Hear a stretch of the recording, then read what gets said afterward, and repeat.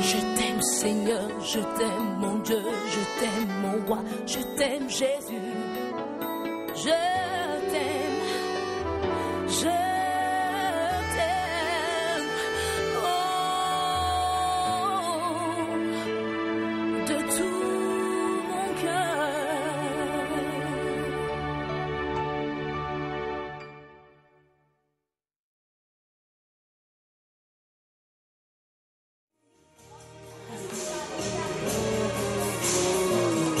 Gloire à toi, Seigneur Jésus.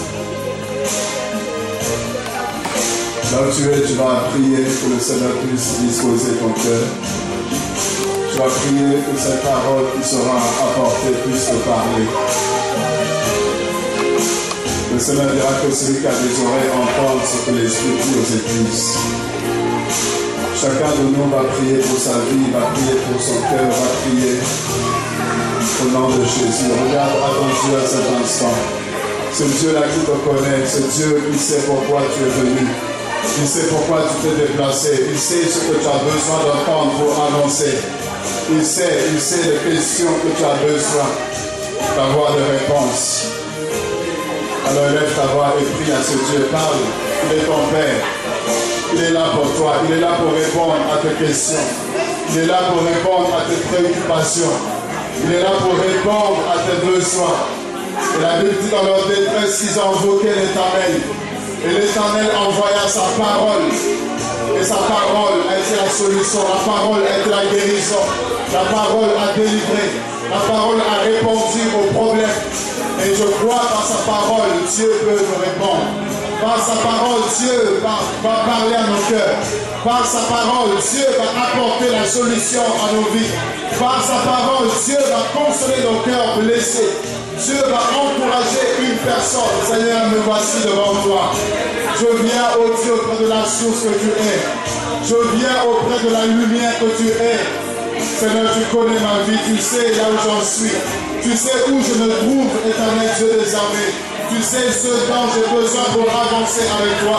Tu sais ce dont j'ai besoin pour aller encore de l'avant. Tu sais ce dont j'ai besoin pour m'accrocher encore davantage à toi. Ce dont j'ai besoin, Seigneur, pour me relever et avancer avec toi là où j'étais assis. Seigneur, tu connais la vie de mon frère. Tu connais la vie de ma soeur. Tu nous connais mieux que personne. Éternel, que par ta parole, que la solution soit apportée. Quel que soit le problème, quelle que soit la difficulté, quelle que soit la situation dans laquelle nous nous trouvons, je crois que ta parole va apporter la différence. Ta parole va apporter le changement. Au nom de Jésus-Christ de Nazareth, je le déclare et je le proclame au nom de Jésus-Christ de Nazareth, que nous ne sortirons pas tels que nous sommes venus. Nous ne rentrerons pas tels que nous sommes venus. Quelque chose se produira dans nos vies. En plus, nous sera accordé. Un changement nous sera apporté. Au nom de Jésus-Christ de Nazareth. Au nom de Jésus-Christ de Nazareth. Alléluia, éternel Dieu des armées. Ta parole ne sort pas sans accomplir, ô Dieu, ta volonté. Ta parole ne sort pas sans exécuter tes desseins. Ta parole, ô Dieu, lorsqu'elle sort, c'est pour produire, ô Dieu, quelque chose de toi. Et je crois que ta parole produira la vie en nous. Ta parole produira l'espoir en nous. Ta parole produira la foi en nous. Il est dit au commencement était la parole. La parole est avec Dieu. Et la parole était Dieu. La parole est Dieu. Tu es la parole. Et tu as créé toutes choses par la parole puissante, ô Dieu. Et cette parole produira quelque chose en nous. Je le crois, éternel Dieu des armées. Je le déclare au nom de Jésus. Au nom de Jésus. Au nom de Jésus. Au nom de Jésus. Au nom de Jésus-Christ de Nazareth, ta parole produira quelque chose en nous. Ta parole va créer quelque chose en nous. Au nom de Jésus-Christ de Nazareth. Au nom de Jésus. Si tu le crois, dis avec moi au nom de Jésus-Christ. Au nom de Jésus. Lève-toi et dis au nom de Jésus-Christ de Nazareth. Si tu crois que cette parole va changer quelque chose en toi, dis au nom de Jésus. Au nom de Jésus. Déclare après moi au nom de Jésus-Christ de Nazareth. Ma vie va changer. La solution sera apportée. Je ne rentrerai pas tel que je suis venu. Au nom de Jésus. Au nom de Jésus. La montagne qui est en face de moi, elle va se déplacer. Au nom de Jésus. Au nom de Jésus. La maladie qui est là, elle va se déplacer. Au nom de Jésus. Au nom de Jésus. Problème. Au nom de Jésus. Tu vas quitter ma vie. Au nom de Jésus de Nazareth, acclamons très fort le nom du Seigneur. Il est le même, il n'a pas changé. Il est le Dieu de gloire. Il est le Dieu capable. Il est le Dieu qui relève la tête de celui qui est abaissé. Il relève la tête de celui qui est courbé. Il relève la tête de celui qui n'a plus d'espoir. Ce Dieu est là pour toi. Ce Dieu est là pour toi. Je dis ce Dieu est là pour toi. Non, je dis ce Dieu est là pour toi. Amen. Dispose-toi, ne passe pas à côté de ce que Dieu a prévu pour toi. Alléluia. Alléluia. Alléluia. Amen. Alléluia. Amen. Oh, réveillez-vous. Alléluia. Alléluia. Alléluia. Alléluia. Alléluia.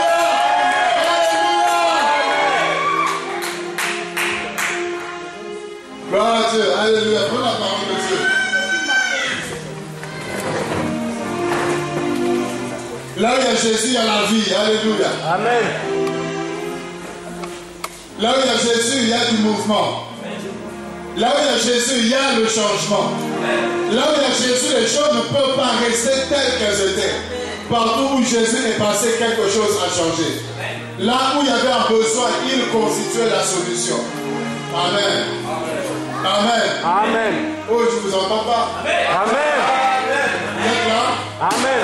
Dis, on va prêcher la parole de Dieu. On va prêcher la parole de Dieu. Dis, on va prêcher la parole de Dieu. Prêcher la parole de Dieu. Vous allez prêcher avec moi. Amen. Amen. On va prêcher ensemble la parole. Alléluia. Nous ne sommes pas venus à un spectacle. Nous ne sommes pas venus voir un homme faire un show. Mais nous sommes venus pour participer à ce que Christ soit glorifié. Alléluia. Dieu me fait grâce d'être debout. Mais là où tu es assis aussi, Jésus va être glorifié. Alléluia. Dis à ton voisin, il y a encore de l'espoir. Il y a encore de l'espoir. Non, certainement il t'a pas entendu. Il y a encore de l'espoir. Il y a encore de l'espoir. Ah, regarde comment il est tellement triste. Regarde comment il est. Dis-lui qu'il y a de l'espoir. Regarde son visage. Tu peux voir les problèmes qui marquent son visage. Tu peux voir qu'elle est dépassée. Mais sois un prophète pour ton frère, pour ta soeur. Dis-lui que j'ai un message pour toi. Il y a encore de l'espoir pour toi. Alléluia. Dieu est le Dieu des rejetés. Il est le Dieu des oubliés. Il est le Dieu des abandonnés. Il est l'espoir des sans-espoir. Il est l'abri des sans-abri. Il est le père des orphelins. Il est le mari des veuves. Il est celui qui s'intéresse à ceux dont les hommes ne s'intéressent pas. Je dis à une personne que toi et moi, lorsque nous avons la poussière, nous nous débarrassons de la poussière. Mais Dieu, lui, prend la poussière. De la poussière, Dieu prend le pauvre du fumier, il prend l'indigent. Et il ne s'arrête pas seulement à le prendre, mais il le lave, il le nettoie, il le change, il le transforme et il le fait asseoir avec les grands de son peuple. C'est pourquoi bénis Dieu si tu es de la poussière. Parce que Dieu s'intéressera à toi. Il a fallu créer l'homme, Dieu n'a pas pris les diamants pour créer l'homme. Il a fallu créer l'homme, Dieu n'a pas pris les pierres précieuses pour créer l'homme. Non. Mais Dieu a pris la poussière pour te créer, pour me créer. C'est pour dire que Dieu donne la valeur à ceux qui n'ont pas de valeur. Ah, tu vas pas comprendre.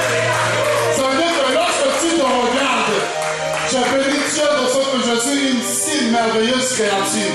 Lorsque tu te regardes devant la glace, toi-même tu ne te rends même pas compte que tu n'es que poussière. Alléluia. Lorsque tu te regardes, tu ne réalises pas que tu es poussière. Quand tu vois la poussière et tu te regardes, tu n'as pas l'impression que tu es cette poussière-là. Tellement que Dieu t'a donné la valeur, tellement que Dieu t'a façonné, Dieu donne la valeur à ceux qui n'ont pas de valeur. Alléluia. Nous sommes dans Genèse chapitre 37. Genèse chapitre 37. Au verset 28. La Bible nous dira, si nous pouvons nous lever, et lire la parole de Dieu ensemble. Si on peut se tenir debout et lire la parole de Dieu ensemble. Gloire à Dieu. Genèse chapitre 37, nous prenons à partir du verset 28 au verset 35. 1, 2, 3, nous lisons. Au passage des marchands madianites, ils tirèrent et firent remonter Joseph hors de la citerne. Et ils le vendirent pour 20 cycles d'argent aux Ismaélites, qui l'emmenèrent en Égypte. Ruben revint à la citerne, et voici, Joseph n'était plus dans la citerne. Il déchira ses vêtements, retourna vers ses frères, et il dit, l'enfant n'y est plus, et moi, où irai-je? Il prit alors la tunique de Joseph, et l'ayant tué à bouc, ils plongèrent la tunique dans le sang. Ils envoyèrent à leur père la tunique de plusieurs couleurs, en faisant dire, voici ce que nous avons trouvé. Reconnais si c'est la tunique de ton fils ou non. Jacob le reconnut et dit, c'est la tunique de mon fils.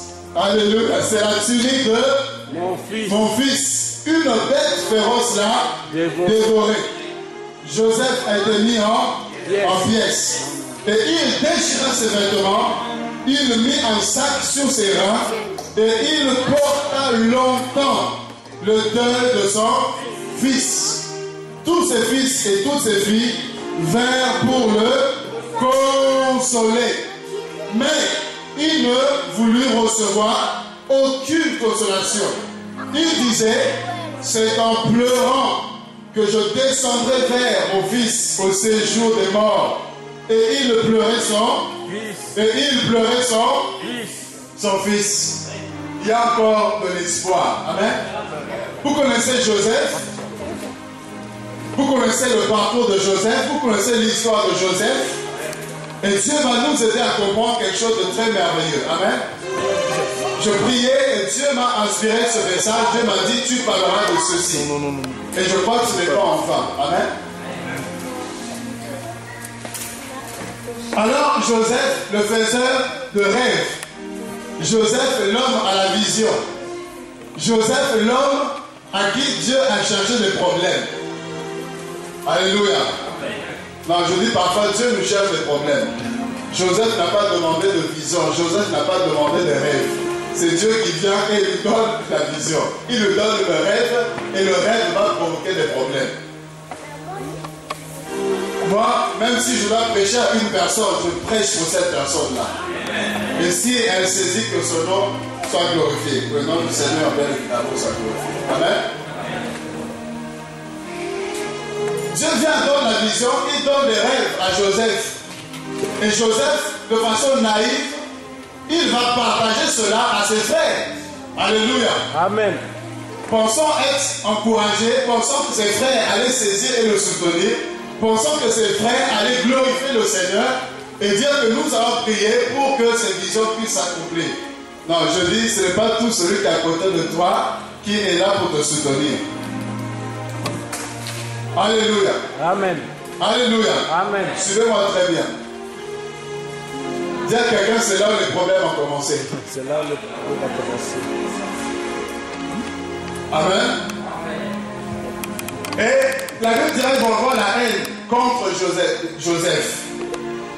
Et il va avoir encore un deuxième songe. Et là, c'est encore plus grave. Dis à quelqu'un, c'est encore plus grave. Là, même le père et même la mère étaient concernés par la vision. Jacob même va dire non, tu exagères, là tu vas trop loin avec tes visions là. Amen. Amen. Je vais le dire rapidement parce que Dieu permettra que je puisse parler sur Joseph, sur l'histoire, le parcours de Joseph. Et il y a beaucoup de choses à dire. Mais là, je veux aller à l'essentiel par rapport au temps. Donc, Joseph va connaître énormément de problèmes, comme vous savez. Ses frères vont le prendre à elle. Et la marque de l'amour du père vis-à-vis de Joseph a été aussi un problème, puisque Jacob aimait Joseph plus que ses autres enfants. Et la preuve de cet amour était la robe, la tunique de plusieurs couleurs. Donc la tunique démontrait l'amour que Jacob avait pour Joseph. Et lorsque les frères voyaient cela, ils étaient jaloux. Pourquoi lui et pas nous? Et ils vont le haïr encore davantage. Et qu'est-ce qu'ils vont dire? Il faut se débarrasser de lui. Parce qu'avec ses visions, avec ses songes, il commence à nous embêter, il commence à nous fatiguer. Alors nous devons nous débarrasser de lui et nous verrons encore où est-ce qu'il va se présenter avec sa tunique. Et nous verrons encore quel songe, quelle vision, quel rêve va-t-il avoir. Et voilà qu'ils vont décider de le tuer. Mais, je veux dire à quelqu'un, lorsque nous complotons, lorsque les gens complotent le mal contre toi, Dieu touchera même une seule personne pour dire que non, non, n'allons pas jusque-là. Est-ce que quelqu'un entend? Amen.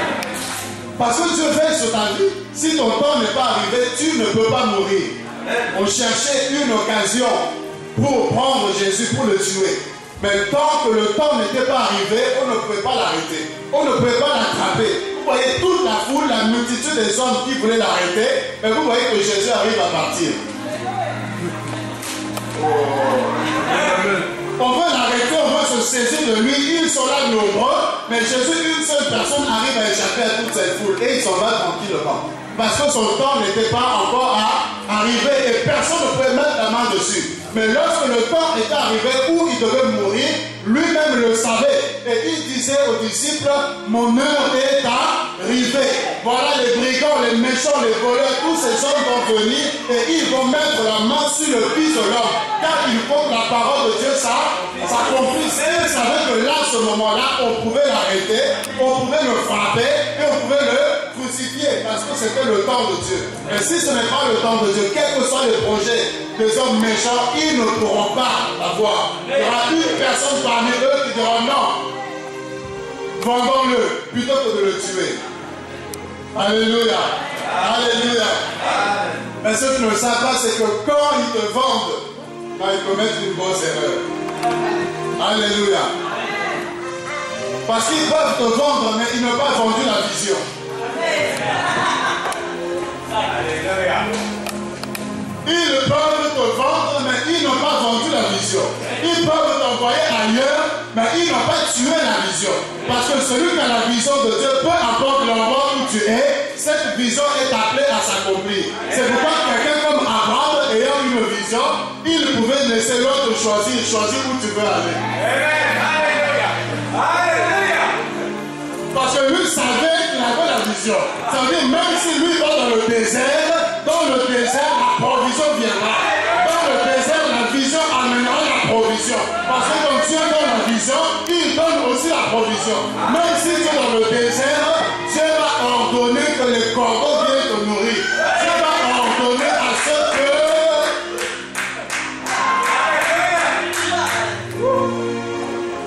ils l'ont vendu. Amen. Et c'est là où nous sommes, au verset 28. Ils vont le vendre aux Madianites. Ils le sortent de la citerne et ils disent voilà, au moins, on ne va plus entendre parler de lui. Au moins, ce songe, ces visions vont s'arrêter. Voilà qu'ils se débarrassent de lui. Voilà que Joseph va se retrouver, n'est-ce pas, esclave, il va se retrouver vendu entre les mains des Madianites. Je vous dis la vérité. Dieu ne te laisse pas. Dieu ne t'abandonne pas. Tu peux vivre le contraire. Et d'ailleurs, je dis, tu dois vivre le contraire de ce que Dieu t'a dit.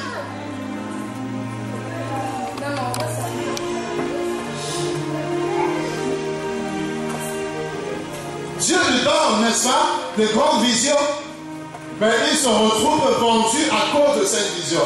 Il se retrouve rejeté à cause de ces visions. Il se retrouve esclave à cause de la vision. il va vivre le contraire de ce que Dieu lui avait dit.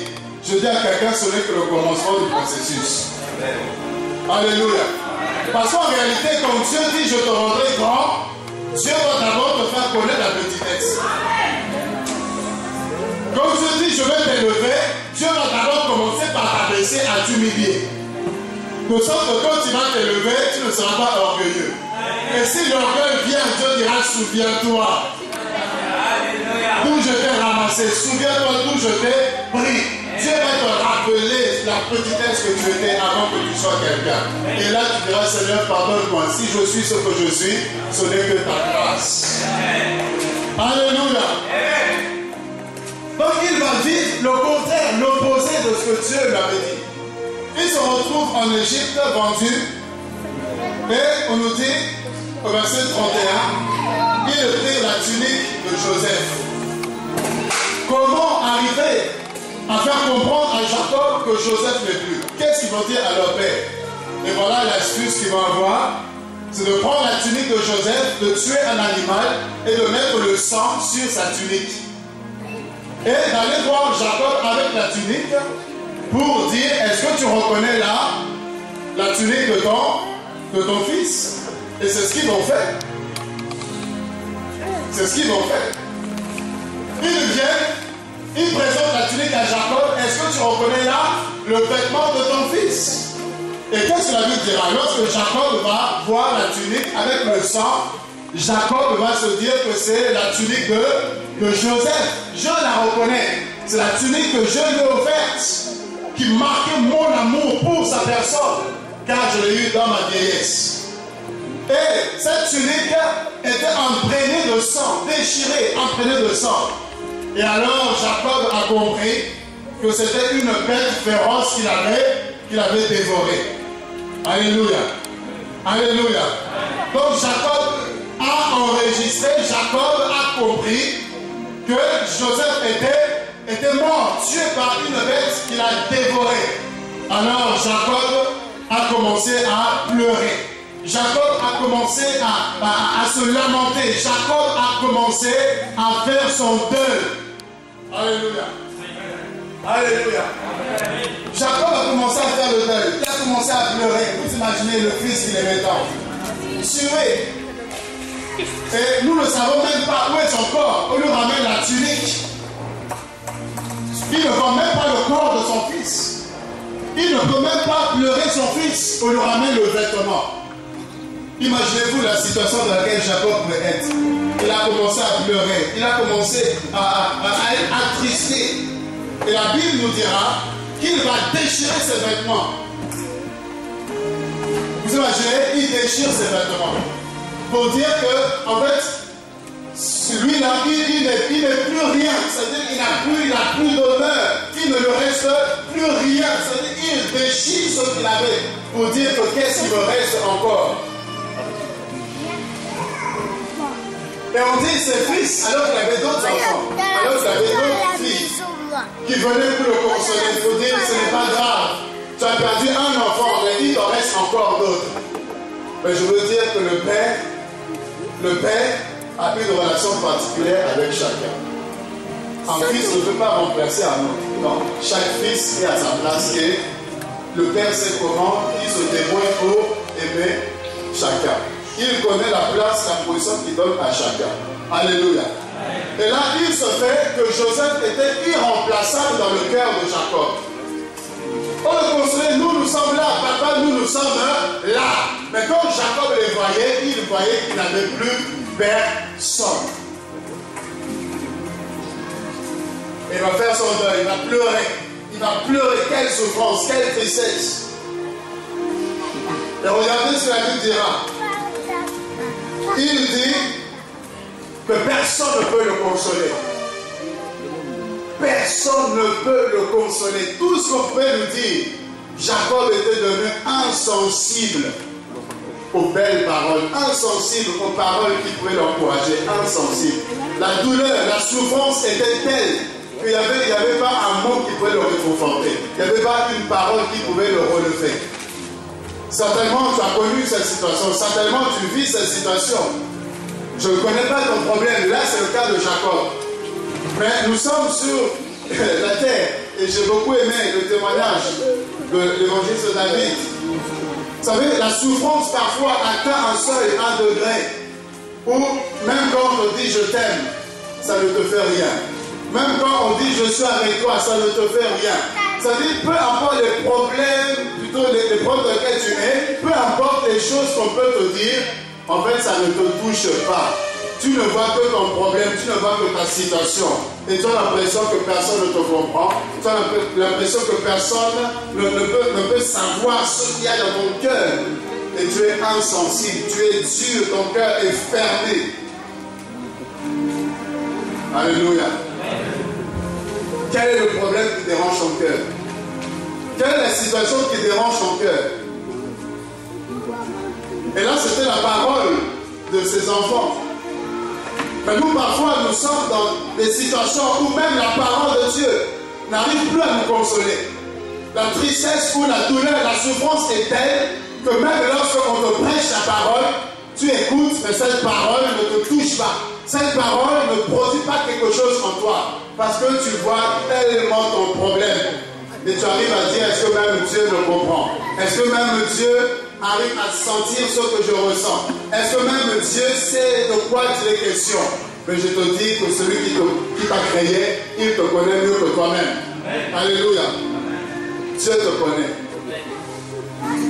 Dieu te connaît. Ton mari est parti, t'as laissé avec les enfants. Et voilà que tu es là, tu te lamentes, tu pleures, tu gémis et tu ne sais plus où tourner la tête. Tu as perdu ton travail. La maladie est diagnostiquée. On t'a dit qu'il ne te reste que quelques jours à vivre. Et voilà que tu vis avec cette nouvelle. Quelle est la nouvelle qui tourmente ton cœur? Quelle est la situation qui trouble ton cœur? On peut être là et faire des grands sourires. On peut être là et faire semblant que tout va bien. Mais lorsque nous sommes seuls, il y a une situation, il y a un problème qui nous tourmente et qui nous enlève cette paix. Que nous avons la présence des bien-aimés. Que nous avons lorsque nous sommes en compagnie des personnes. Mais lorsque nous sommes seuls, nous n'avons plus cette paix. Parce qu'il y a une situation, il y a un problème qui ôte cette paix. Et qui nous rend tristes. Et parfois nous commençons à pleurer, à pleurer, à pleurer et à pleurer encore. Tu as perdu quelqu'un de très cher. Tu as perdu quelqu'un qui avait une place tellement importante dans ton cœur. Et depuis ton cœur, il y a un vide, cette souffrance, n'est-ce pas, est là. Et parfois tu te retrouves là, tu fais encore que pleurer. Je parle à une personne. Tu pleures et tu pleures et tu pleures. Quel que soit le temps qui s'est écoulé, mais tu n'as jamais fait le deuil. Parce que la douleur est telle, la souffrance est telle, qu'à chaque fois que tu repenses au bon moment que vous avez passé, quand tu penses au souvenir que tu as de cette personne qui était chère pour toi, tu commences à pleurer, à gémir, à gémir, à gémir. Quel est ton problème?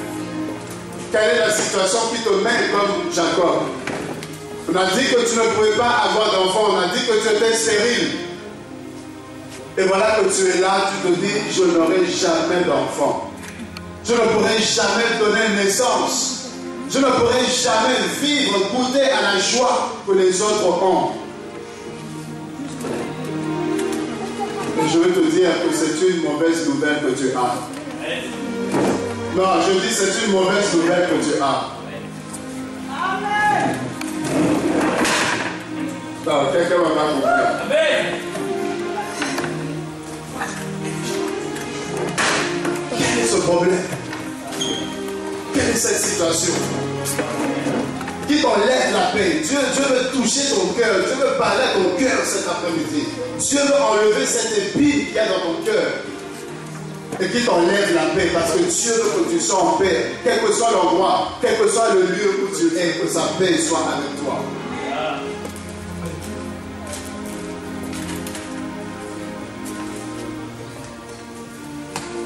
Ton mari est parti, ta femme est partie. On a dit que tu étais malade, on a dit qu'il te restait quelques jours à vivre, on a diagnostiqué le sida, le cancer, je ne sais pas quoi. Tu es là, tu n'as pas de papier, On t'a donné l'ordre de quitter le pays. Tu es là pour manger, c'est tout un problème. Tu te lèves, tu ne sais même pas de quoi est-ce que tu vas te retirer. Quelle est la situation qui tourmente ton cœur? Quelle est la nouvelle que tu as apprise et qui dérange ton cœur, qui trouble ta vie? Comme Jacob était troublé. Jacob vivait bien qu'étant mort. Vous allez me dire, mais comment on peut vivre bien qu'étant mort? Oui, Jacob vivait, mais en réalité, il était mort. La nouvelle de la mort de Joseph avait constitué la mort de Jacob. Vous avez des nouvelles, lorsque vous apprenez, ça vous tue. Alléluia. Alléluia. Ça dit, tu es là, mais tu es déjà comme mort. Ça dit, tu es insensible, tu ne réagis plus. Une voiture peut s'approcher de toi, tu n'as même pas la force de réagir. Comme une fille que j'ai rencontrée une fois qui est sortie de chez elle sans savoir où elle allait. Elle marche, Dieu me dit parle-lui, je commence à lui parler. Et Dieu me dit elle est sortie de chez elle sans savoir où elle part. Elle se dit que si une voiture l'écrase, qu'elle écrase. Si c'est par-dessus le pont qu'elle va se jeter, alors qu'elle se jette par-dessus le pont. Ça veut dire que c'est quelqu'un qui semblait être en vie, mais en réalité c'était déjà un cadavre qui se déplaçait. Si ce n'était pas la grâce de Dieu, cette fille se serait suicidée. Alléluia. Et vous avez des personnes comme ça qui sont là en vie, mais en réalité ils sont morts. C'est-à-dire qu'ils n'ont pas de projet, ils n'ont pas confiance en eux. Ils n'ont plus d'espoir, ils n'ont plus le goût de vivre, ils n'ont pas la joie de vivre. Et d'autres vont penser au suicide. Penser au suicide que je vais faire ma vie. Et d'autres se disent que la mort est la meilleure des choses qui me restent à recevoir. Vous imaginez? Alléluia. Amen. Alléluia. Amen. Vous imaginez que la mort, n'est-ce pas, constitue une délivrance, une solution pour une personne? Non. Qui veut mourir? Qui veut mourir? Qui veut mourir? Qui veut mourir là, maintenant, tout de suite là? Qui veut mourir? Personne ne veut mourir, vous ne me répondez même pas. Hein? Vous ne me répondez même pas, c'est-à-dire que vous ne voulez même pas mourir. Non? Vous comprenez qu'un homme normal, nous voulons vivre, n'est-ce pas? On veut grandir, on veut rester le plus longtemps possible. Personne ne veut mourir de façon naturelle. Mais vous verrez que les problèmes, les situations viennent nous troubler. Et là, dans cet état, nous pensons même à mourir. Mais je dis la mort n'est pas l'issue de ta vie. Il y a une autre issue qui est là devant toi. Il suffit juste que tu ouvres les yeux et tu verras Jésus-Christ est là pour te donner la vie. Amen. Voilà Jacob, inconsolable. Inconsolable.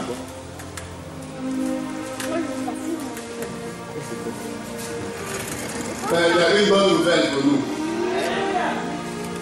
Genèse chapitre 45. Vous savez, parfois nous pleurons alors que nous devons nous réjouir. Parfois nous gémissons alors que nous devons louer le Seigneur. Vous avez des nouvelles qui sont erronées. On a l'impression. Non, l'impression n'est pas la réalité. La réalité n'est pas la vérité. Tu peux avoir l'impression que, mais il y a un Dieu qui connaît ta destinée, qui connaît ton avenir. Même si tu es dans l'ombre de la vallée de la mort, mais Dieu sait que tu n'es que de passage. Mais il y a la gloire qui est là réservée pour toi. Alléluia. Même quand tu es dans un désert, même là tu es en France, mais pour manger c'est compliqué. Tu te dis Seigneur, je prie, je jeûne, je te sers, je te crains. Qu'est-ce qui m'arrive? Mais je veux dire à quelqu'un, il y a l'abondance qui arrive. Je veux dire à quelqu'un, il y a la bénédiction qui arrive.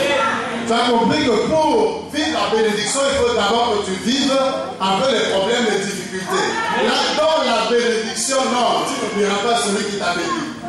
Tu n'oublieras pas celui qui te donne. Dans l'abondance, tu ne vas pas l'oublier. Alléluia. Regardez ici, dans Genèse 45.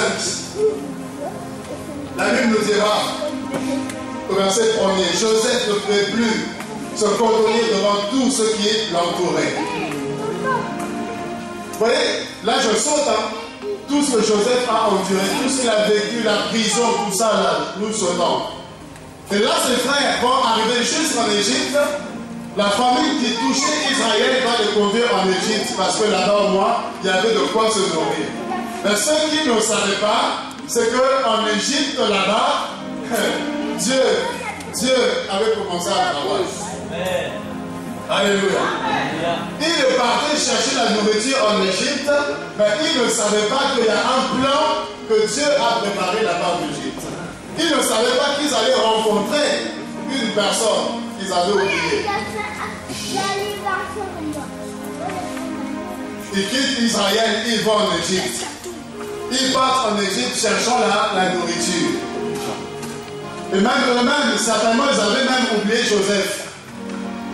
Se disaient peut-être qu'il est mort, un esclave, seul en Égypte.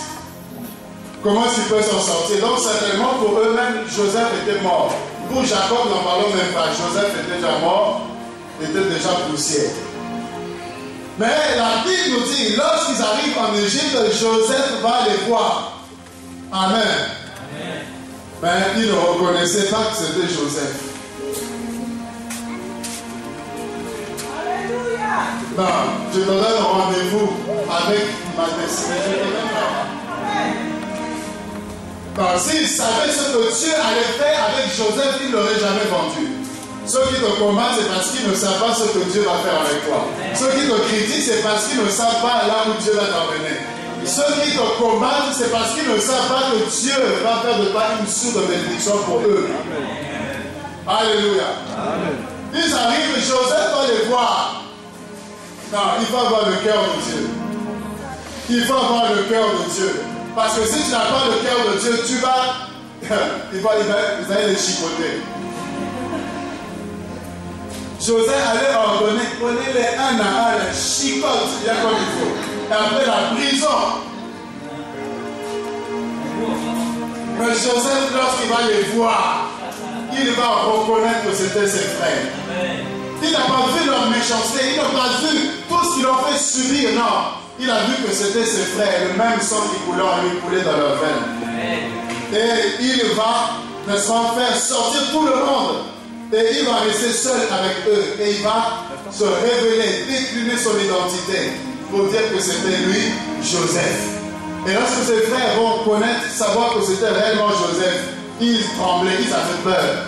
Mais Joseph avait compris que Dieu les a utilisés. Non, il ne faut pas en vouloir à tes ennemis, Dieu les utilise pour ta gloire. Il ne faut pas en vouloir à ceux qui se lèvent, se dressent contre toi. Dieu est en train de les utiliser pour ta gloire.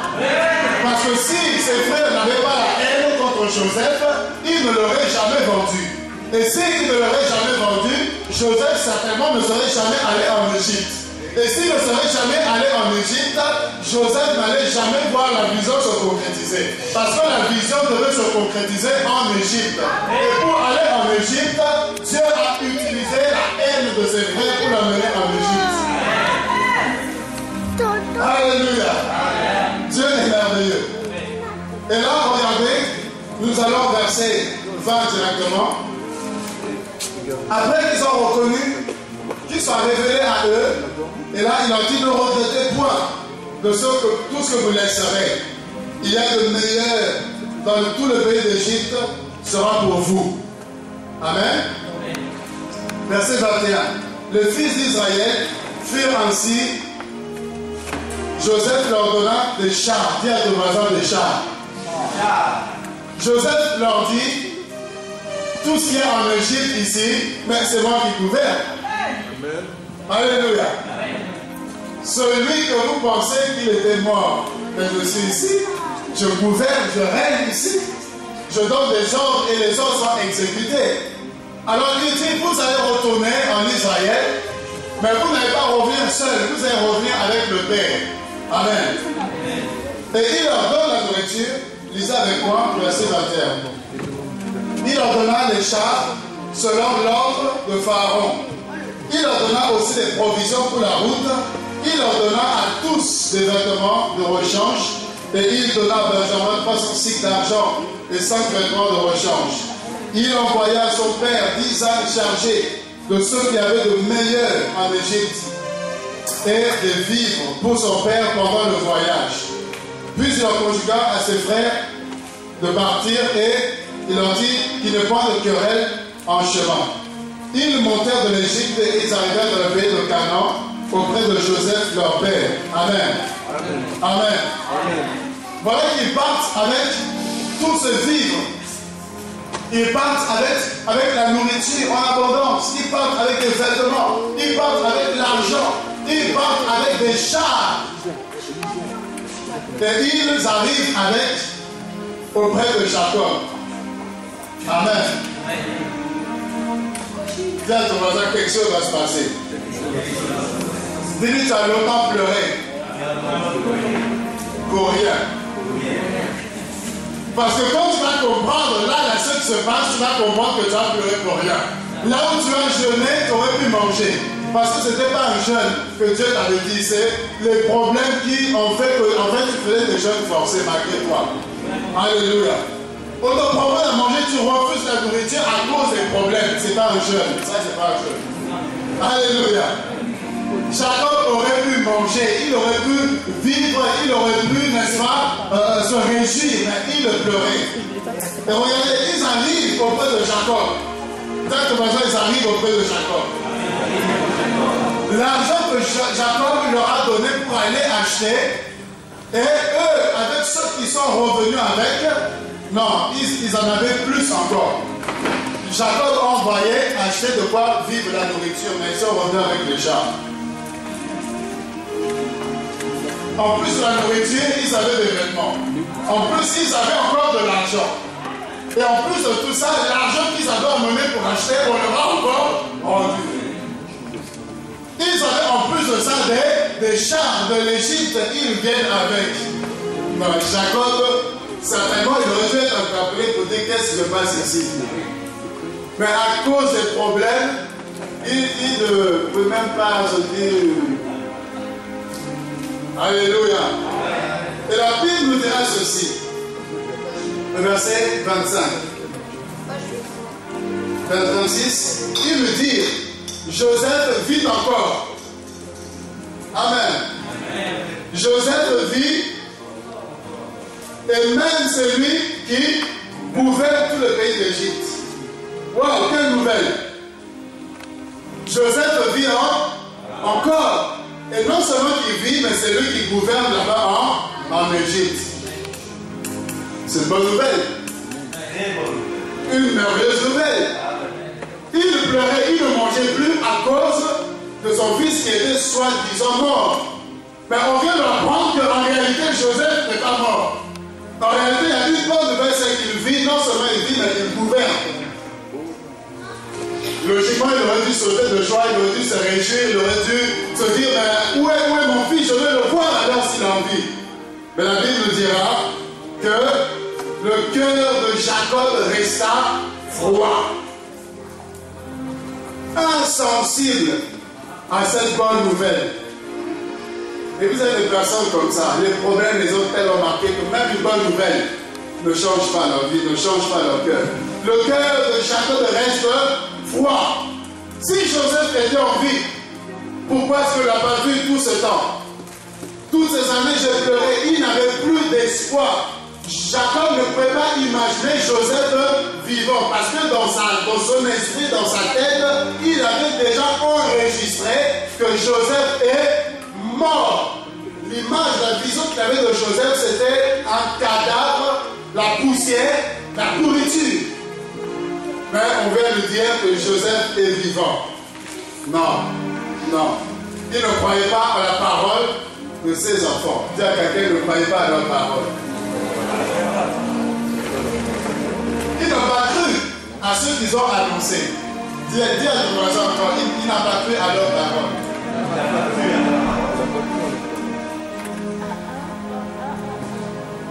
Mais regardez ce qui va se passer. Là, le mot froid ici, n'est-ce pas, en hébreu, c'est sans force. C'est-à-dire son cœur était sans force, sans vie. Son cœur était sans vie, son cœur était sans force, son cœur, en fait, était déjà comme arrêté. Il ne vivait plus. Et regardez ce qui va se passer. La Bible dit, il lui racontait toutes les paroles que Joseph leur avait dites. Ils sont arrivés avec leurs paroles, il n'a pas cru à leurs paroles. Mais ils vont annoncer, ils vont dire à Jacob les paroles que Joseph leur avait dites. Dis à quelqu'un, la parole est parole. Non, la parole est parole. Parce que là, ce n'était pas la parole des autres enfants, mais c'était la parole de Joseph. Et vous verrez que la parole ou les paroles de Joseph vont provoquer quelque chose en Jacob. Alléluia. Alléluia. Premièrement, c'était les paroles de Joseph. Et deuxièmement, il a dit quoi? Il vit les chars. Dis à quelqu'un, il vit les chars. Il vit les chars que Joseph avait envoyés pour les transporter. C'est alors, dis à quelqu'un, c'est alors. Il a dit quoi? Lisez avec moi. C'est alors que l'esprit de Jacob, leur père, se ranima. Acclamons le Seigneur. Regardez, Jacob qui était mort, qui n'avait plus d'espoir, qui était enterré.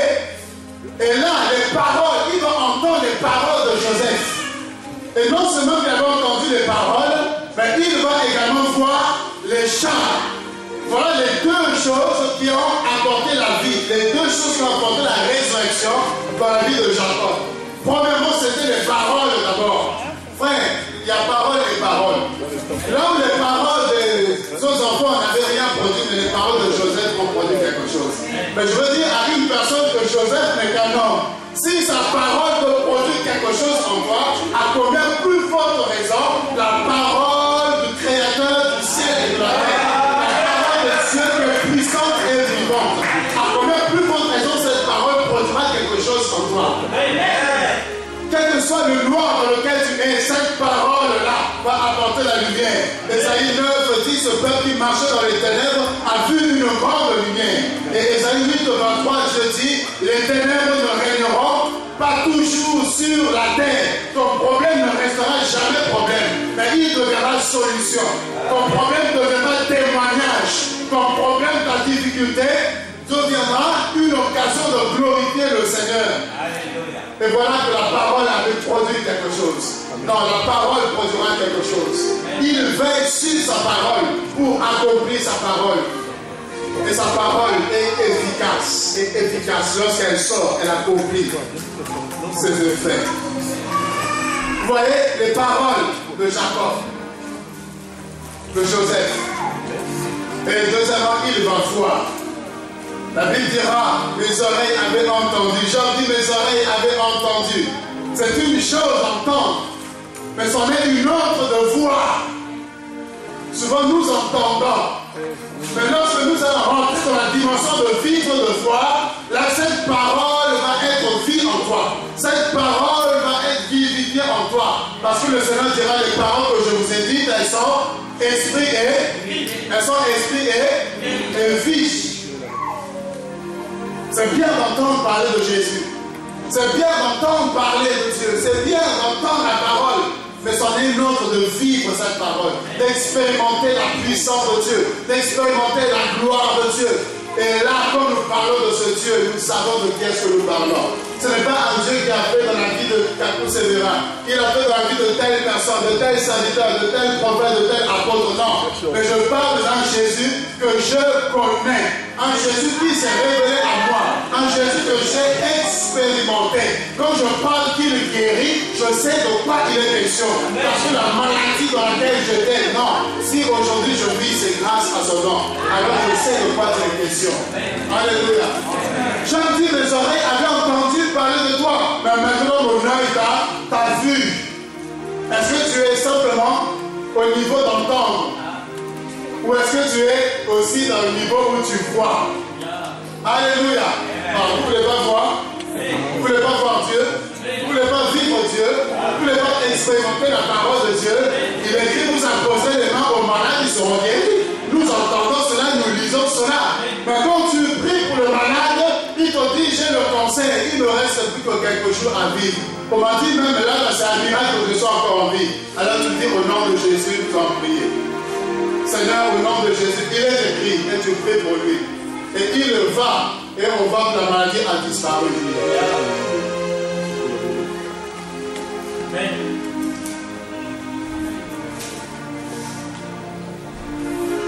Est-ce que vous voulez le voir? Est-ce que vous voulez voir Dieu? C'est merveilleux de le voir à l'œuvre. Non, c'est plus qu'entendre. Mais le vivre, c'est encore mieux. La Bible dit, voyez, goûtez combien le Seigneur est bon. Quand tu goûtes à ce Dieu, quand tu expérimentes sa gloire, tu expérimentes sa puissance, quand tu vis Dieu, c'est une autre dimension. C'est autre chose encore. C'est merveilleux. Et rien ne peut te pousser à t'éloigner de lui. Tu demeures dans sa présence. Et tu sais qu'il est Dieu, quelles que soient les situations, quels que soient les problèmes, quelle que soit la maladie, quel que soit tout ce qui peut arriver dans ta vie. Tu sais que ce Dieu-là qui va délivrer, ce Dieu est capable de me délivrer encore. Si c'est la fournaise ardente, il est capable de me délivrer. Et s'il me délivre de la fournaise ardente, la fosse au lieu, il peut aussi me délivrer. Alléluia.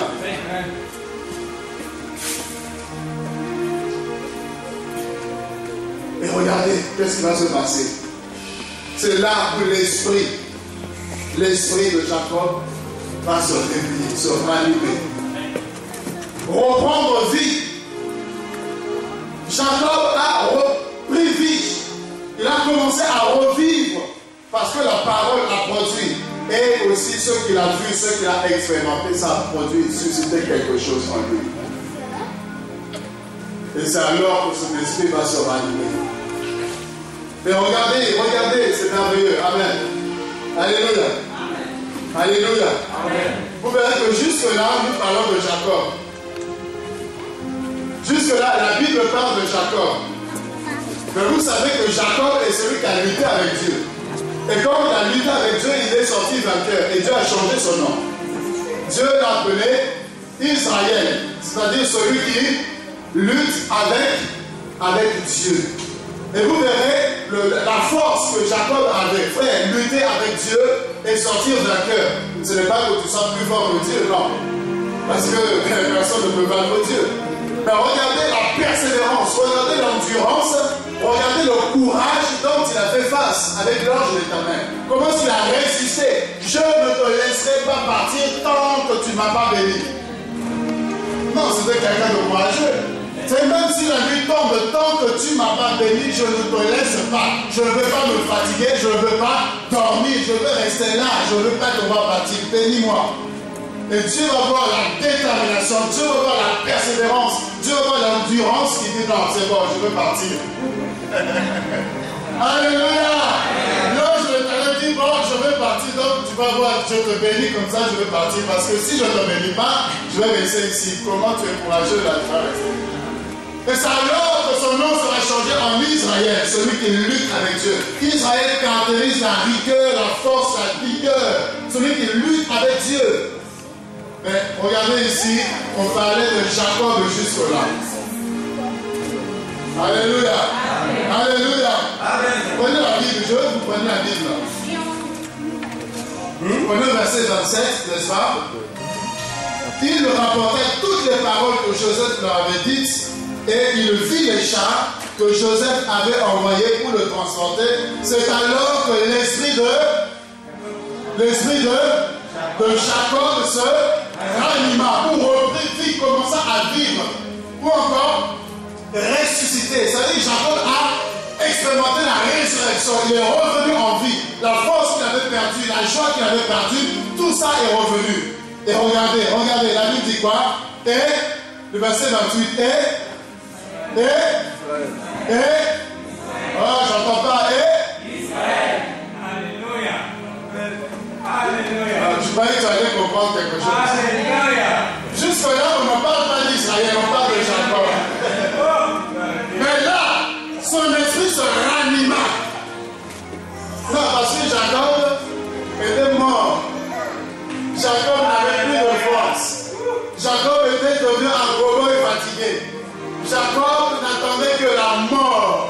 Mais là, la parole et le miracle et ce qu'il a vu et la démonstration des paroles ont fait que ça a produit quelque chose en lui. Ça a produit la vie en lui, la vigueur. Il a retrouvé avec la force qu'il avait. Et c'est alors qu'on dit Israël. Alléluia. C'est-à-dire celui qui est vaillant. Alléluia. Celui, le guerrier qui a pu résister à l'ange de l'Éternel. C'est alors que Israël va se réveiller et il va dire c'est assez. Joseph vit encore et je le verrai avant que je ne meure.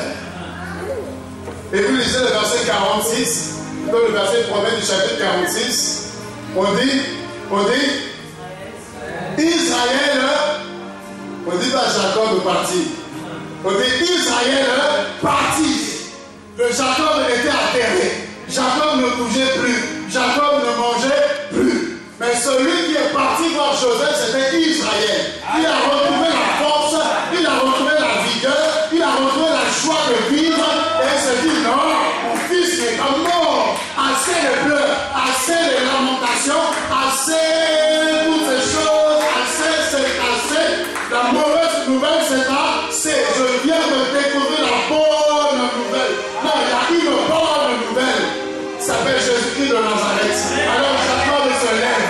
Jacob va se ressaisir. Et Jacob va marcher pour aller voir son fils Joseph. Non, tu vas marcher et tu verras ta bénédiction. Tu vas marcher et tu vas rencontrer le plan de Dieu. Tu vas rencontrer la gloire de Dieu. Tu vas rencontrer la solution de Dieu qui s'appelle Jésus-Christ de Nazareth pour toi. Et c'est alors que Israël va aller. Et il va voir que Joseph, en réalité, n'était pas mort. Le petit Joseph qui avait laissé, c'est devenu un grand. Un grand qui gouverne, qui règne. Un grand qui est positionné. Moi je dis, il était comme premier ministre en Égypte, bien qu'étant israélite. Il n'avait pas la nationalité égyptienne, mais il est positionné à la tête de l'Égypte. C'est comme si toi et moi, tu n'étais pas français, tu te retrouves ministre de la France.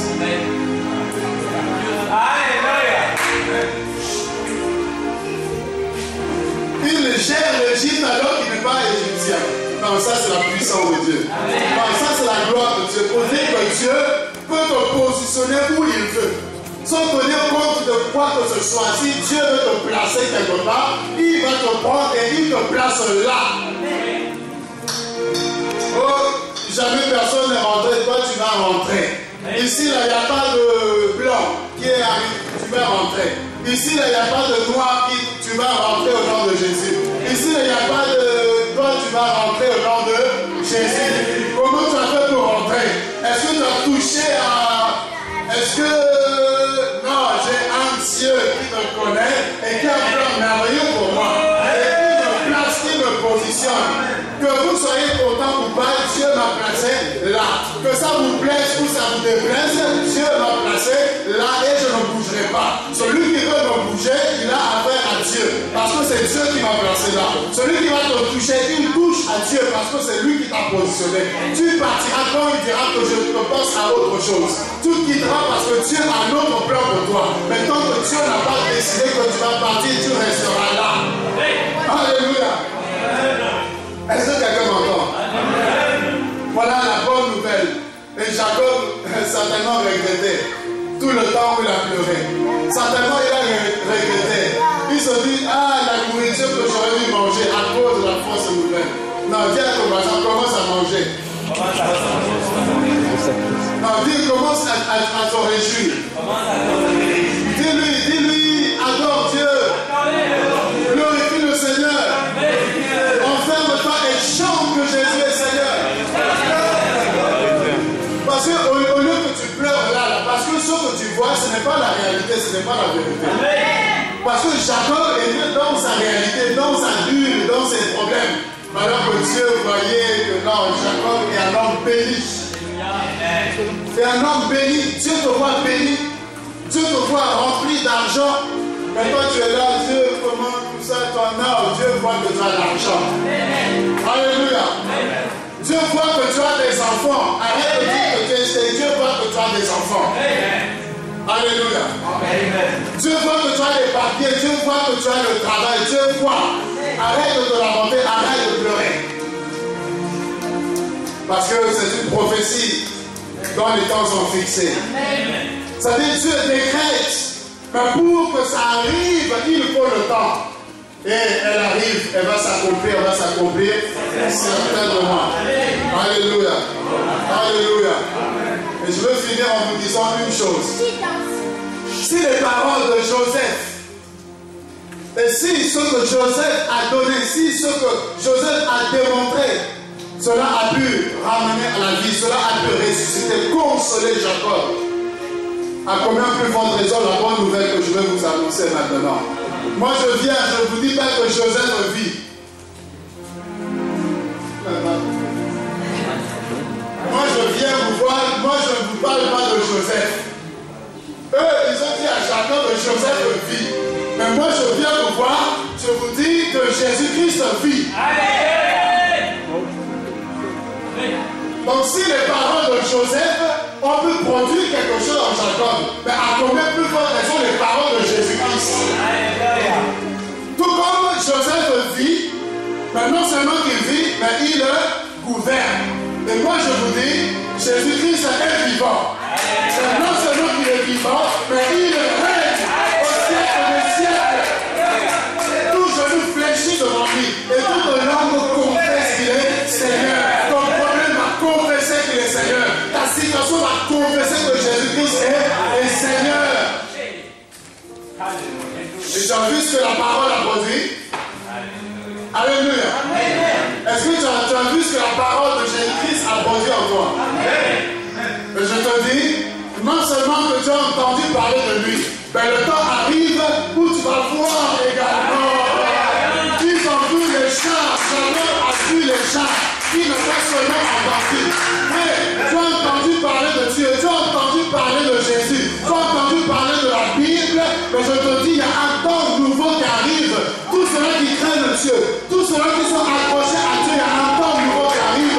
C'est le temps où nous allons expérimenter Dieu, nous allons vivre Dieu, nous allons vivre la parole de Dieu, nous allons prier et voir le miracle se produire, nous allons prêcher et voir les âmes se convertir, nous allons témoigner de Christ et les démons eux-mêmes partiront des corps. Parce que le temps arrive, il y a une nouvelle saison, il y a un nouveau temps, il y a une nouvelle grâce, il y a une nouvelle action de l'esprit.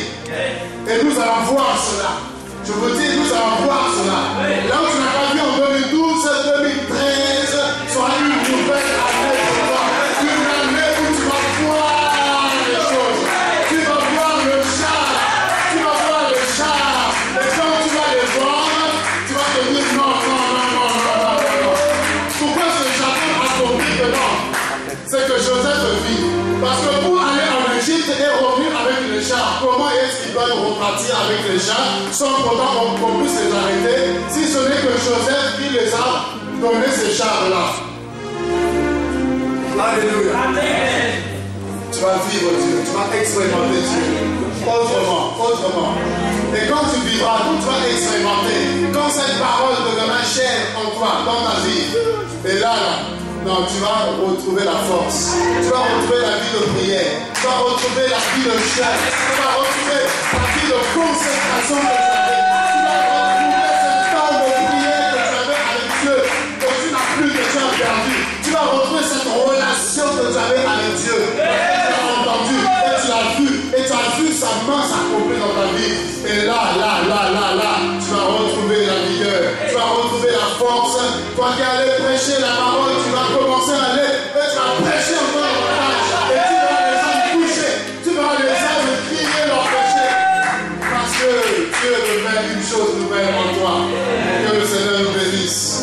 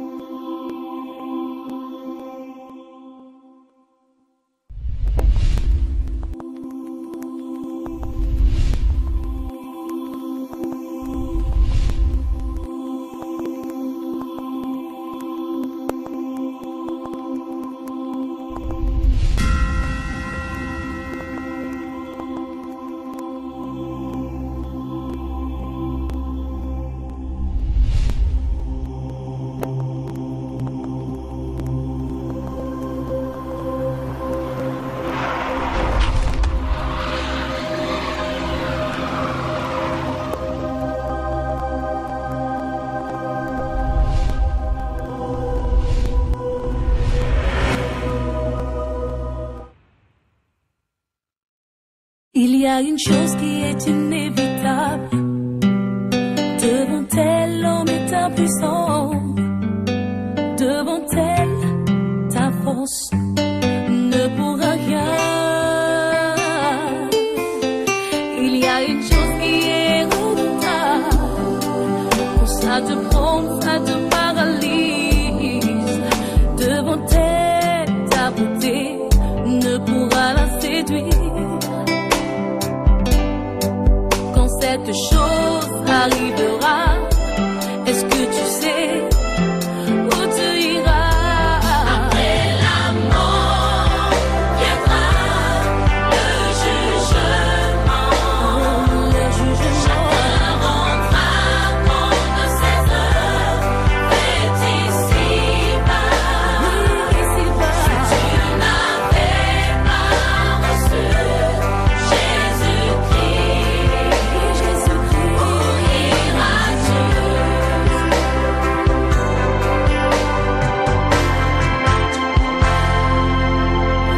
Réjouis-toi, vie et danse, pendant qu'il est encore temps, car viendra un jour où tu partiras. Réalise avant qu'il ne soit trop tard. Reçois Jésus pendant qu'il est toujours temps, et avec lui tu vivras éternellement. Car il est le chemin, la vérité et la vie. Après la mort viendra le jugement. Chacun rentrera prendre ses œuvres faites ici-bas. Si tu n'avais pas reçu Jésus-Christ, où iras-tu?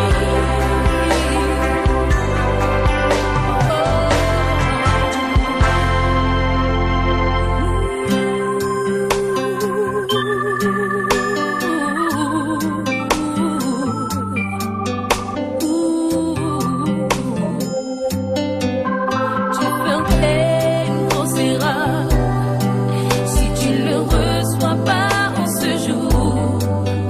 En ce jour, tu partiras pour toujours. Oui, j'ai peur. On a pour toi cri de douleur. Reçois Jésus juste une fois. Oui, juste une fois. Car avec lui tu partiras. Là dans les cieux tu resteras. Et la mort viendra le jugement. Oui, chacun rentrera prendre ses œuvres faites ici-bas. Si tu n'avais pas reçu Jésus-Christ, où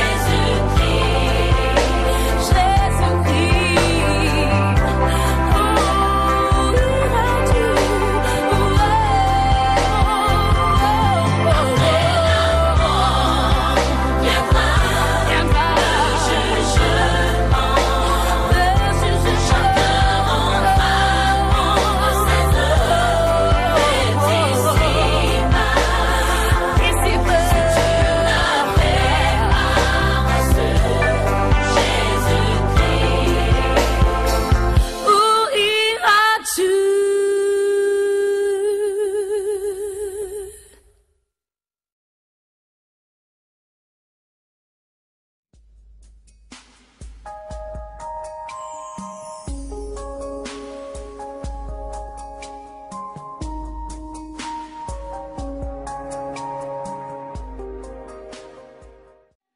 Que Dieu vous bénisse. J'ai trop aimé la louange là. J'ai trop aimé l'adoration là. Maman avait dit que Dieu te bénisse. Alléluia. Ainsi que les chants.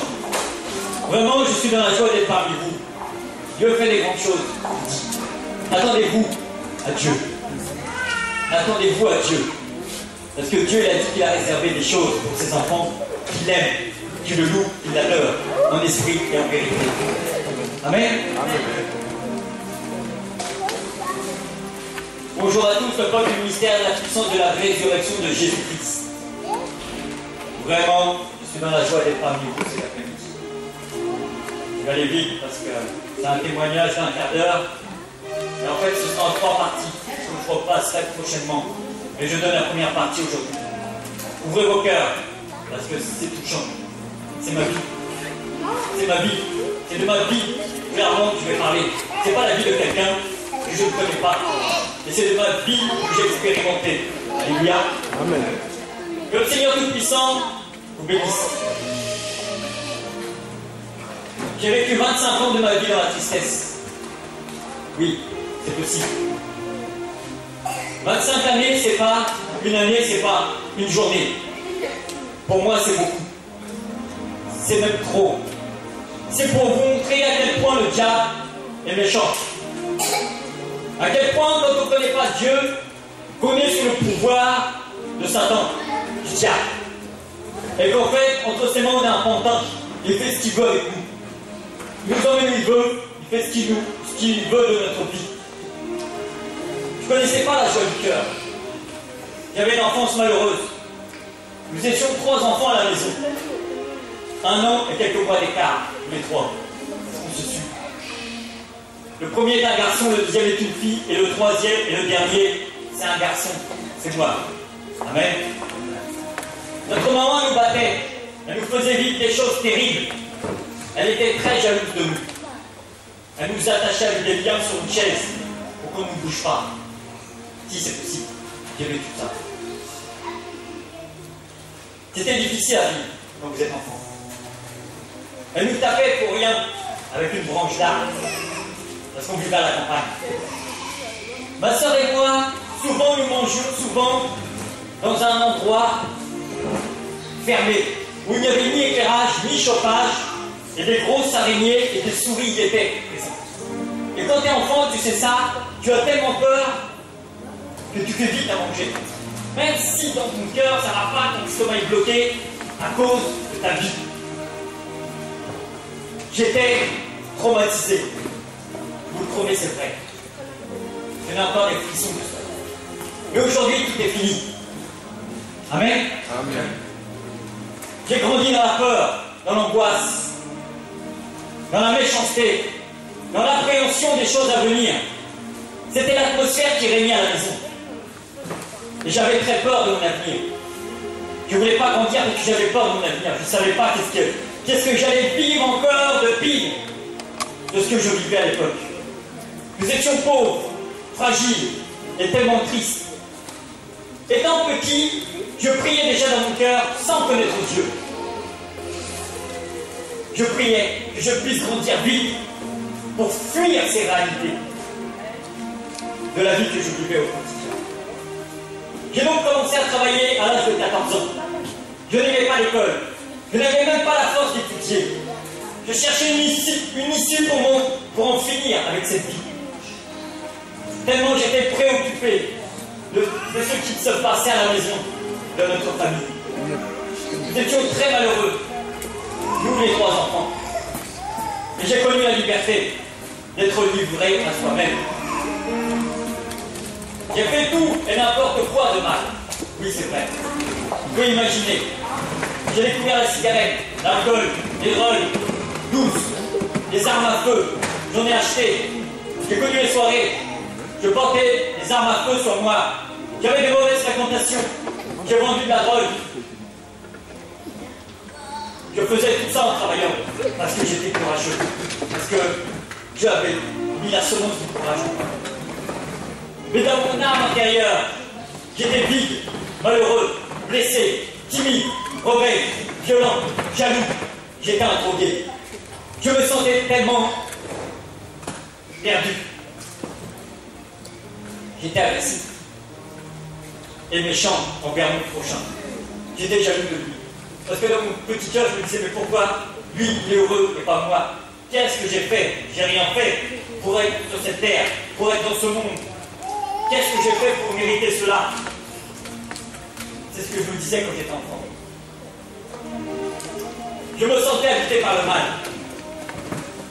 Jusqu'à l'âge de 25 ans. Je n'avais pas la paix du cœur. J'étais tourmenté dans mes pensées.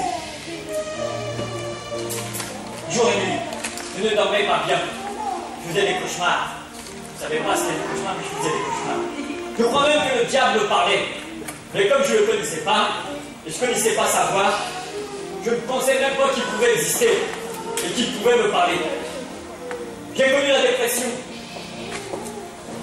sans m'en apercevoir. J'étais perdu, je vivais un enfer sur la terre. J'étais prêt à me faire tatouer un scorpion sur mon omoplate et un dragon sur mon épaule. Je ne connaissais pas la signification, mais j'aimais ces deux dessins. J'étais prêt à payer très cher pour me les tatouer sur le corps. Et là, dites avec moi, et là, quelque chose s'est passé. Mais à l'âge de 25 ans, le diable a tout fait pour me tuer, en finir avec ma vie, par des accidents de toutes sortes. Être écrasé par un car de touristes, être à l'intérieur d'une voiture, dévaler une falaise et mourir. Traverser une voie rapide, en pleine circulation, et vivre. Mais Dieu m'avait choisi. Amen. Sa main puissante, l'amour était déjà sur moi. Je ne savais pas. Et là, quelque chose s'est passé. Un ancien camarade de classe est venu de mon village. Il est venu me visiter à la maison. C'est Dieu qui l'a envoyé. Et il me dit ce que tu vis, ce que tu as vécu jusqu'à aujourd'hui, parce qu'il connaissait ma vie, mon enfance. C'est tout simplement le plan parfait du diable de ta vie. Mais sache que, il m'a dit, mais sache que Dieu existe, il est vivant. Le Seigneur est vivant. Et il a un plan réservé pour ta vie. Et ce plan est merveilleux. Voilà pourquoi tu vis cela. En aucun cas, le diable veut que tu connaisses son plan. Dieu existe, il est vivant. Le diable existe et il est vivant aussi. Il m'a tout dit. Et là, les yeux se sont ouverts. Mon intelligence s'est ouverte. Et j'ai compris pourquoi je vivais ça. Et il m'a dit, si tu obéis à Dieu, tu seras heureux. Et à la fin, tu hériteras de la vie éternelle. Ou alors, si tu obéis au diable, tu vivras malheureux. Et à la fin de ta vie, tu iras en enfer. Il m'a dit clairement les choses, il m'a rien caché. Il m'a dit, fais le bon choix. Dieu m'envoie pour te l'annoncer aujourd'hui. Et il me dit, voilà, jeudi suivant là, on a un serviteur de Dieu qui vient dans notre assemblée, de t'invite, viens. D'accord, je viendrai. Parce que j'étais au bout du rouleau. Je ne voulais plus continuer à vivre ce que je vivais. J'étais dans un traumatisme quotidien. Mais, tout en travaillant, parce que Dieu me donnait la force de travailler et d'être encore conscient de ce que je pouvais faire. Mon heure avait sonné. Je lui ai répondu, on sera là. Parce qu'à l'époque, je voulais plus de femme. Depuis son invitation, je ne pensais qu'à cela. Le jeudi soir arriva et je compris que ce serait ce soir-là mon jour et pas un autre, où ma vie pourrait changer, où ma vie changera. Nous nous préparions pour l'invitation. J'étais excité de voir ce qu'il m'avait dit. Waouh! Quand je suis rentré dans la salle était remplie de personnes. La salle était remplie, il y avait du monde partout. Il y avait la musique, comme tout à l'heure, des chants, une atmosphère spéciale, une présence joyeuse, paisible, d'amour. Et une nuée descendait du plafond. Une pluie, et puis une pluie, une entrée de pluie. Tu sais, quand on est dehors, il y a la pluie. Quand le brouillard, vous voyez, quand le brouillard il disparaît, après il y a une pluie qui descend. Il y avait ça dans la salle ce jour-là. Dieu m'a montré ça. Et sur l'écran, il y avait un rétroprojecteur qui projetait des louanges, des adorations. Et il y avait des mots comme paix, joie, amour, force, puissance, victoire, succès, etc. Et mon cœur a été renversé. Mon cœur a été touché et séduit par cette ambiance joyeuse. Amen. Ce soir-là, il y avait une prédication, un message, je ne me rappelle même plus, tellement j'étais connecté. Dieu m'avait appelé, en fait. J'étais connecté en esprit. J'étais au ciel. C'était glorieux. C'était tellement bon. Je me rappellerai toujours de ça. C'était le 18 novembre 1998. Le pasteur a fait un appel au salut pour ceux qui avaient été invités et qui venaient pour la première fois. Et sans réfléchir, nous nous sommes retrouvés devant. J'ai pris la main de la femme, de la compagne qui vivait avec moi à l'époque, et on s'est avancé devant. Il nous a demandé de confesser nos péchés, ce que nous avons fait. Et après, il a prié pour nous, en nous faisant reconnaître le Seigneur Jésus-Christ comme notre Seigneur et Sauveur de notre vie personnelle. Ce que j'ai fait de tout mon cœur. Ce soir-là, je suis devenu un enfant de Dieu. Toutes choses anciennes vécues sont passées et toutes choses ont été devenues nouvelles pour moi. La parole disait, c'est ce que j'ai fait. Ce soir-là, le Seigneur me libéra de beaucoup de choses. Du cannabis, des angoisses, des peurs, des craintes, de mes blessures, de mes tristesses, de mes tourments, de mes appréhensions, de ma dureté de cœur, et bien plus encore. Amen. J'aimerais vous dire que si je vis aujourd'hui, c'est par la grâce de Dieu. J'ai peur de personne. J'ai pas peur d'un homme. Il fasse 2 mètres, il fasse 180 kilos, j'ai pas peur. Je sais que Dieu est avec moi. Je sais que c'est Dieu qui tient ma vie entre ses mains. Parce que j'ai aucun mérite pour vivre. Je ne sais pas pourquoi Dieu veut que je vive. Je ne sais pas pourquoi Dieu m'a épargné à plusieurs reprises de la mort. Je ne sais pas pourquoi. Parce que je ne connais pas l'avenir futur de ce que Dieu m'a réservé. Parce qu'on connaît notre avenir futur au fur et à mesure qu'on marche avec Dieu. Dieu nous le révèle. Amen. Nous sommes dans sa présence. Alléluia. Amen. Mais vraiment, ce que j'aimerais vous dire cet après-midi, ayez foi en Dieu. Croyez en Dieu. Et croyez en ses conducteurs. Amen. Sachez, si vous êtes là, ce n'est pas un hasard. C'est Dieu qui le veut. Parce que Dieu aurait pu créer toutes sortes de situations pour que tu restes chez toi aujourd'hui. Je te le dis. Ouais. La Bible dit que, alléluia, c'est lui qui nous conduit par son esprit. Ceux qui sont nés de Dieu sont conduits par l'esprit de Dieu. Alléluia. Donc je t'encourage vraiment à t'accrocher à Dieu. Alléluia. Accroche-toi au Seigneur. Accroche-toi au Seigneur, mon frère, ma soeur. Parce que Dieu a un plan merveilleux pour toi. Amen. Dieu t'a gardé cette année 2012. Dieu te gardera encore 2013. Parce que Dieu t'a prédestiné à des grandes choses. Amen. Il dit même dans sa parole, c'est plus toi qui vis, mais c'est Christ qui vit en toi. Christ qui vit en toi, l'Esprit de Dieu en toi, laisse-le te libérer. Vis. C'est ça qui va faire la différence dans ta vie. Moi j'ai été agent de sécurité pendant 5 ans, est-ce que c'est possible? Par ma carrure, par ma taille. Humainement c'est impossible. Si tu regardes les choses humainement c'est impossible. Et pourtant Dieu l'a rendu possible. Dieu l'a rendu possible. Parce que c'était le désir de mon cœur de connaître le métier de la sécurité. Et Dieu l'a fait. Amen. Parce que Dieu répond à nos prières. Dieu répond au désir de notre cœur. Il dit que si nous faisons de lui ses délices, il nous donnera ce que notre cœur désire. Alléluia. C'est pour ça. Tes yeux fixés sur le Seigneur Jésus-Christ. C'est lui qui a tout réservé pour toi. C'est lui qui a ton avenir dans ses mains. Amen. C'est lui qui a les bénédictions pour toi. Oui. Va vers lui. Parle-lui. Amen. Comme un enfant parle à son père. Et tu verras. Tu verras la gloire de Dieu dans ta vie.